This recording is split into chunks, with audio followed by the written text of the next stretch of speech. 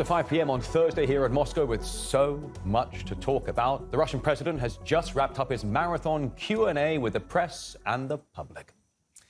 So Russia's economic stability, the future of its new regions, the mitigation of international conflicts and the response to rising global challenges. Those were some of the many issues discussed by Russia's president during his end-of-the-year Q&A session, which did last a good 4 hours. The event taking place for the first time after a 2-year pause, with more than 2 million questions submitted by the public and journalists from all around the world.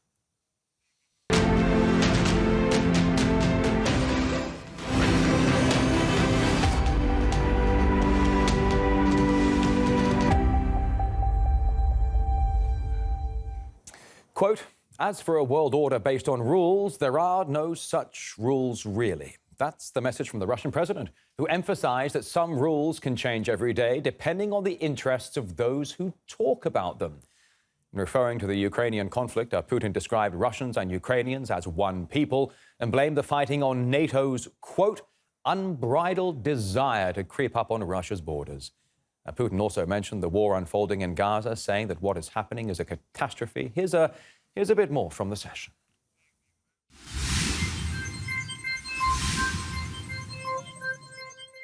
As for demilitarization, if they do not want to negotiate, we are forced to take other measures, including military ones. Today, Ukraine produces almost nothing. They are trying to preserve something.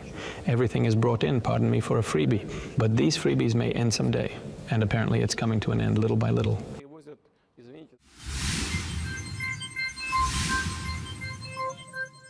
Despite the tragedy of all the events taking place, Russians and Ukrainians are one people. What is happening now is a huge tragedy, like a civil war between brothers who find themselves on different sides, but to a large extent they have nothing to do with it. The entire southeast of Ukraine has always been pro-Russian because it is historically Russian territory. After the Russian-Turkish wars, the entire Black Sea coast was taken over by Russia. What does this have to do with Ukraine? Neither Crimea nor the whole Black Sea region has anything to do with it. Odessa is a Russian city. We know about it and everybody knows about it. The Southeast is pro-Russian, and it was important for us too. They voted in the elections for those who followed the pro-Russian slogans of the internal and foreign policy of Ukraine. But after the coup of 2014, it became clear to us that we would not be allowed to build normal relations with Ukraine. As the Americans said publicly and without shame, they spent $5 billion on the coup.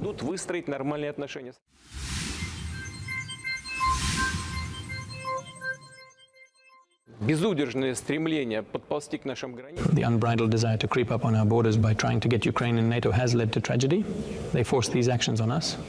Imperial politics hinders the US. If they cede to someone, it is already felt by the electorate as a failure.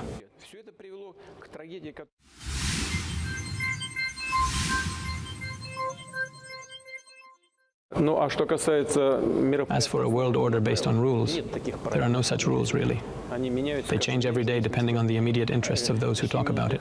There are quite a large number of forces in the world, powerful countries that do not want to live by these unwritten rules.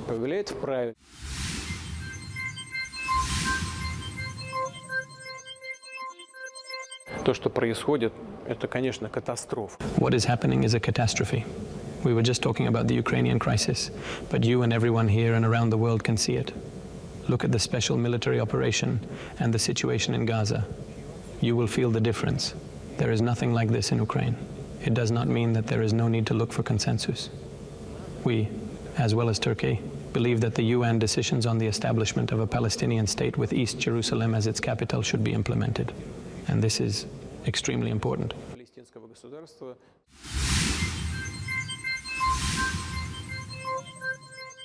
Regarding the IOC's decision in comparison with other athletes, everything that international officials do in relation to Russian sport is a complete perversion of Pierre Coubertin's idea. The Olympic movement was created to unite people, not to divide them. Today's international officials have become too obsessed with the business side of sport. If they continue to act in this way, they will bury the Olympic movement. Sport is beyond politics. It should unite people.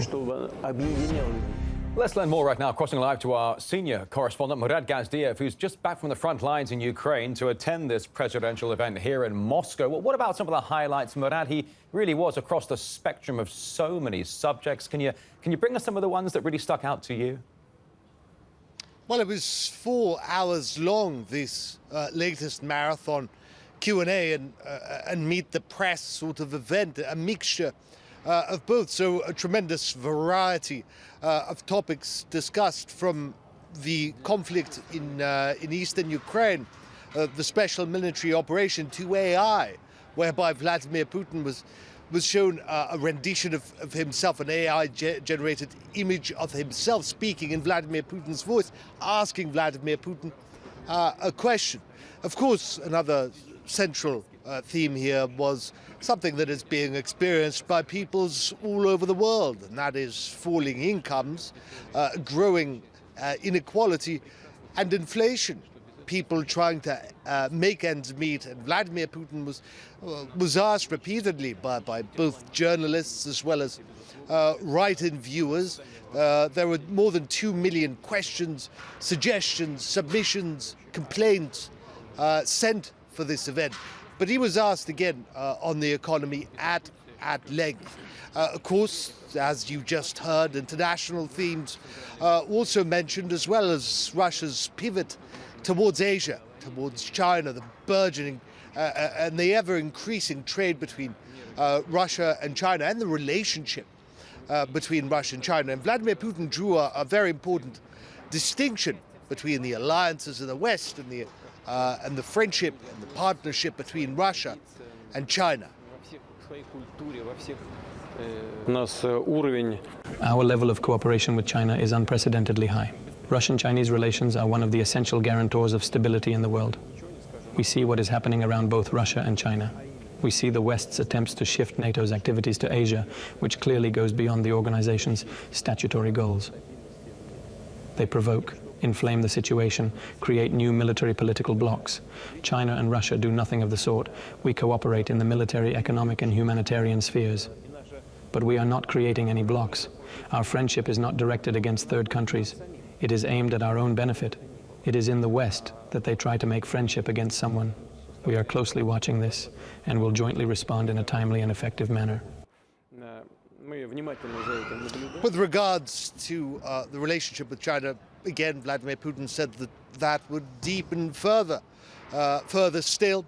He also spoke about, again, as I mentioned, the special military operation, and this is a distinction, for example, from a press conference of Joe Biden or any European leader, and what we saw today. Vladimir Putin sitting in this hall behind me, at the table behind me, and behind Vladimir Putin on the screens to the sides of him were uncomfortable questions. Things like, why has the special military operation dragged on for so long?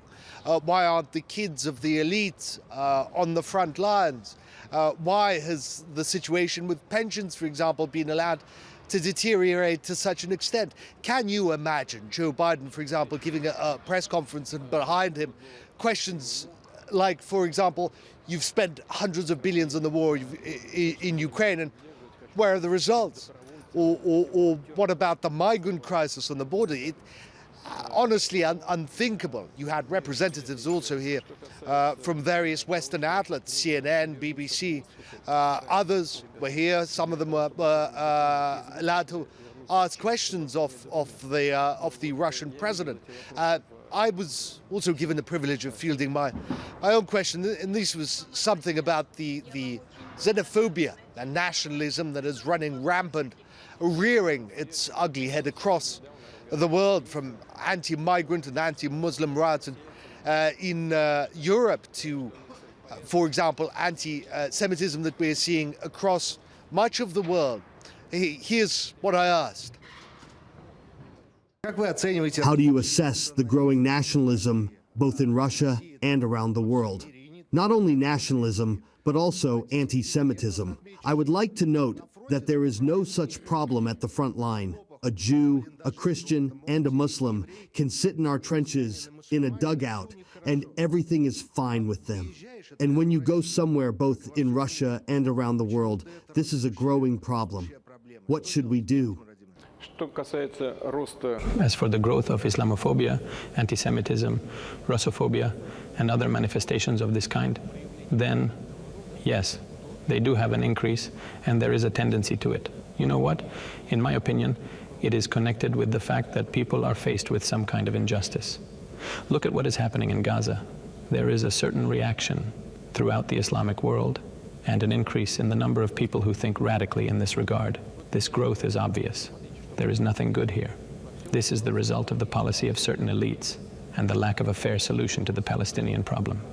There is a reaction of the Islamic world and then the growth of Islamophobia. This is very bad. Confessions and an appeal to our traditional values play a huge role in our country, and we conduct a balanced domestic and international policy.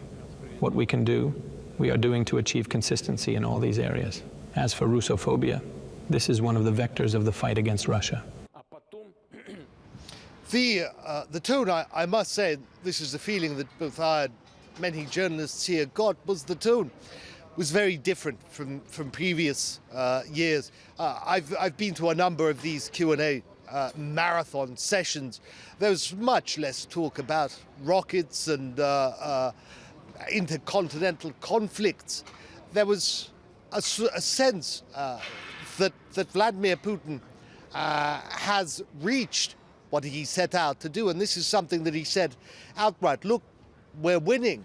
It is evident on the battlefield. Look at the problems that the Ukrainian military is experiencing. Look at the marked improvements in our own military. You have Ukraine running out of ammunition, running out of money, running out of men to send to the front lines. They're thinking about mobilizing, drafting women to go fight as assault troops on the front lines. He said that this is what we had been working towards, that the aims of the special military operation, which remain unchanged, are now being reached. That is the denazification and the neutral status, the disarmament of Ukraine, slowly, surely, at great cost, but nevertheless, it is being achieved. And ultimately, this is the fault of the West. They bet on this. They did everything to make this possible, from the coup in Ukraine in 2014, the Maidan coup, to cutting relations with Russia at the cost of their own interests and economic well-being. Vladimir Putin did say, however, that we didn't start this. We didn't cut relations with France, for example. He was answering a French correspondent about whether he would meet Emmanuel Macron, the leader of France. And Vladimir Putin said, look, I never cut relations with France. When France is ready, I'm always open for talks. The fact that Europe is not getting enough gas is their problem. Strangely enough, they tried to blame it on us, that we were not selling something. That is complete nonsense. We did not close the Yamal-Europe pipeline. Poland did it. We did not close the second branch of the gas pipeline through the territory of Ukraine. Ukraine did it. And we didn't blow up Nord Stream 1 or Nord Stream 2. Most likely, the Americans did it, or someone did it upon their suggestion. We are not reopening Nord Stream 1. Only one pipe is partially working there. Germany is not doing it. Well, it doesn't want to, and it doesn't have to. Towards the end, almost at the 4-hour mark, and it is difficult, of course, sitting there for 4 hours answering questions non-stop. Nevertheless, Vladimir Putin was asked, a few fun questions, relatively, politically speaking. He was asked if he could go back in time and tell something, send a message to his younger self. What would he say? What would he do differently, for example? And Vladimir Putin replied here that he would tell his younger self, you're on the right path. You're on the right path. You won't regret anything other than don't trust the West. That is the only thing, he said, that he would tell his younger self. Nevertheless, this particular event is now over. A huge breadth of and variety of topics covered. But again, with the Ukrainian war now in a critical stage, We expect, of course, further comments from the president regarding perhaps, as he hinted here, a peaceful resolution that many believe is inevitable. All right, our senior correspondent, Murad Gazdiev. Thank you. Let's learn more now, crossing live to